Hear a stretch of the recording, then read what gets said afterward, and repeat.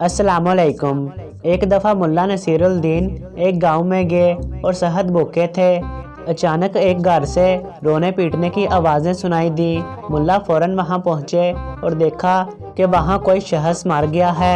मुल्ला ने घर वालों को मुखातब करके कहा, अगर आप मुझे खाना खिलाएंगे तो मैं मुर्दे को ज़िंदा कर दूंगा। ये सुनकर घर वालों ने रोना धोना बंद कर दिया और मुर्दे के घर वालों ने अच्छे अच्छे खानों का इंतज़ाम किया। जब मुल्ला अच्छी तरह पेट भरकर खा चुके थे तो मुर्दे के सरहाने पर जा बैठे। मुर्दे को देखने के बाद घर वालों से कहा, यह शख्स कौन था और क्या करता था।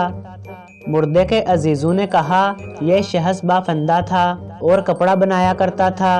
मुल्ला ने कहा, तुम लोगों ने सहद गफलत से काम लिया। आप लोगों ने पहले क्यों नहीं बताया था कि यह शख्स बाफंदा है।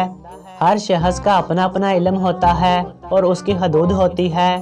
अगर ये शख्स बाफंदा ना होता तो मैं इसे ज़रूर ज़िंदा कर देता। ये मामला अपने मकदूर से बाहर है।